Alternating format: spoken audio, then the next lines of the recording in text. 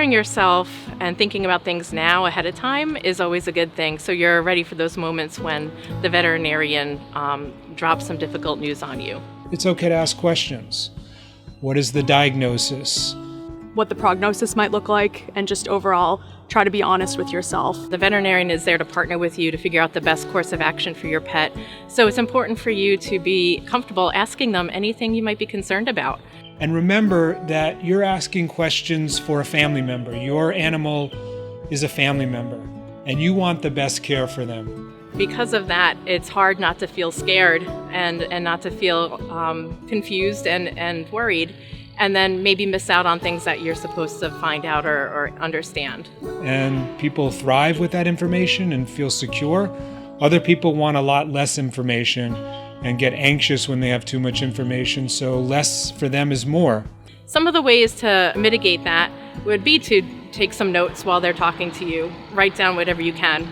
And sometimes it's helpful to think about them before the actual meeting with your veterinarian. Write them down. Bring a friend, someone who you trust, who can listen and be a second pair of eyes and ears. You know, you're being an advocate for your pet, maybe your friend can be an advocate for you. Once you have a prognosis and diagnosis and you've had time to ask questions, you may also want to research on your own.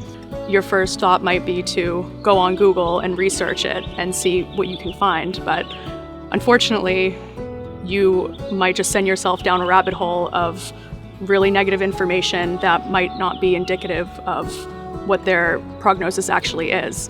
It may be really helpful to ask your veterinarian to get specific sites, specific websites, where you can get this information that's reliable. When you're presented with a treatment plan, just remember that the decision is entirely yours. It doesn't mean that that's the only way to go, because every situation is different. Every family dynamic is unique. It's important to find out things like what their quality of life is going to be. So, for instance, is it going to require daily, weekly, monthly visits to the veterinarian?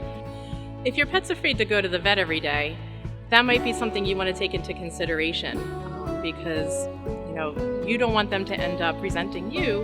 And dignity is really important too. I think that goes along with quality of life, and maybe even transcends quality of life, is will your animal maintain their dignity during the treatment process?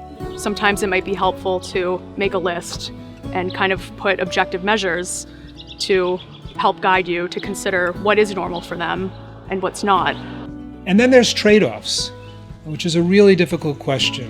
How much are you willing to have your pet go through? Another thing to consider is the efficacy of the treatment. What are the percentages that your doctor is giving you? Is it a whole lot of treatment for only a little bit more time left in this world? Put the pet's needs first, and what are most important for that pet's well-being. But you also want to include yourself in that. What are your own needs, and what are your own self-care needs? So it's also important to consider the financial aspects and whether or not the treatment is feasible for you. Our first instinct is to throw our credit card down and say, let's do this. When the emotions take over, we don't think about all the other aspects of our lives that we have to consider and pay for. And I know a lot of people don't like that question. They feel uncomfortable and they never want to put money ahead of their pet. And that's okay. That's okay to feel that way. Caregiving is very difficult sometimes, whether you're talking for people or for animals. It can require a lot of time and energy and commitment. And depending on the diagnosis, it may be something that you are or you are not able to do in your current lifestyle. Things that would be important to them. And things that would make them embarrassed or ashamed. You don't want that in their lives. While these are really difficult things to talk about, they're super important to have that clear in your mind, and for the veterinarian to know what you're thinking. What are my values and beliefs about end of life? What are my values and beliefs about euthanasia? These are difficult questions, but important questions to be asked and to be thinking about as you're working with a serious illness that may progress to end of life with your animal. Being honest with yourself and what you're seeing, and try to not internalize the thought that people will judge you, that the doctor will judge you. Be honest about your fears. Be honest about your limitations, because there likely will be. So ultimately, the decisions that you make are never wrong when they come out of the love that you have for your animal. If you're making those decisions based on putting your animal first and their comfort and well-being and protecting them from suffering, you're never going to make a wrong decision.